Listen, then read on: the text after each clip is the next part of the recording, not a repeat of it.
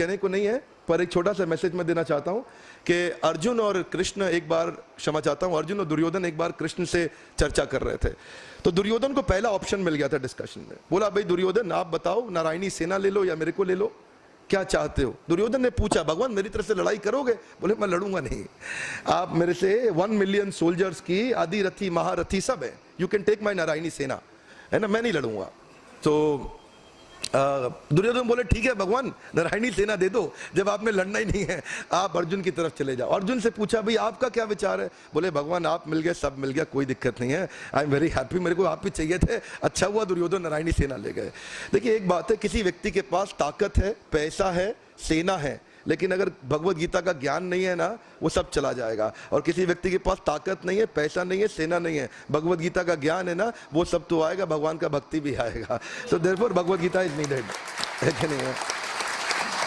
सब कुछ जो दुर्योधन के पास, वो 1 मिलियन एक्स्ट्रा सोल्जर्स की सेना थी, वो सब कुछ वापस इधर से इधर फिर से शिफ्ट हो गया, फिर अर्जुन के पास आ गया। So we got to understand ultimate the growth will happen not with anything else but with Bhagavad Gita. कोई भी फैकल्टी, टीचर, प्रोफेसर आज इतना समझदार नहीं है कि वो गीता से ज्यादा अच्छा ट्रेनिंग दे सके या अच्छी बात समझा सके।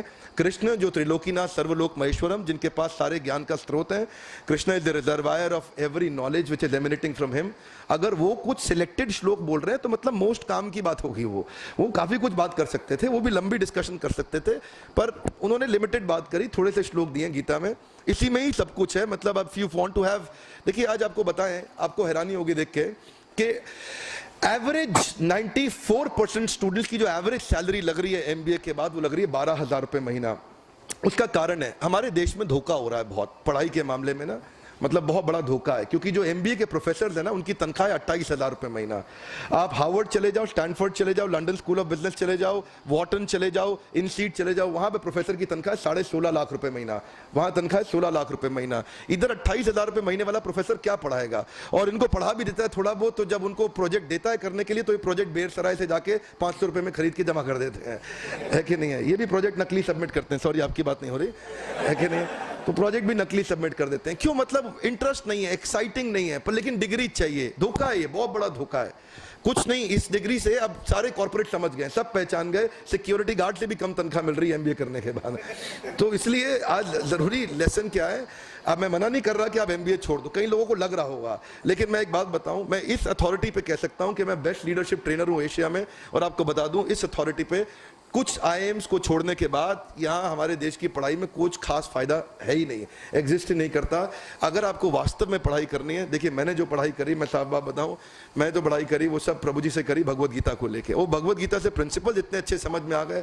अभी कोई भी बिजनेसमैन कोई भी बात पूछता है ना, एक्चुअली एनालिटिकल एबिलिटी बढ़ गई, analytical, critical thinking, critical analysis बढ़ गया, नहीं तो व्यक्ति का पुराना पैटर्न बन के खराब हो जाता है। तो मैं आपको अपने एक्सपीरियंस से शेयर कर रहा हूँ।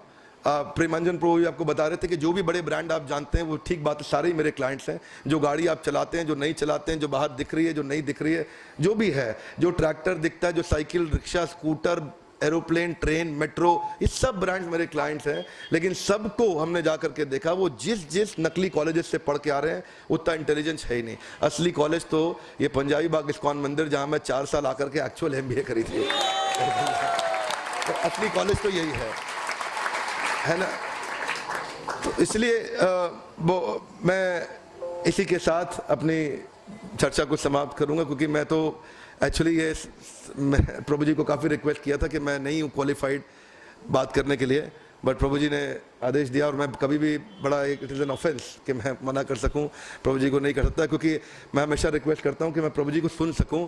आज जो प्रभु जी का जो उत्साह, जो एनर्जी है, उसका एक ही कारण है।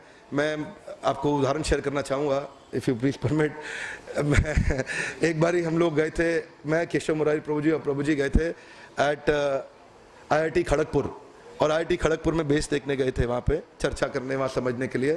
तो प्रभु जी को रात को 103 बुखार था, मैंने खुद ही काढ़ा बनवा करके दिया था, और 103 बुखार के बावजूद मतलब बिल्कुल उठने की, हिलने की हिम्मत नहीं थी। और प्रभु जी को दवाई वगैरह दिया, प्रभु जी रेस्ट किया, थोड़ा शॉल ओढ़ के प्रभु जी सो गए, कुछ नहीं बात किए, बिल्कुल सो गए तुरंत। और जब सो गए तो सुबह उठ करके मैं भी फटाफट भागा।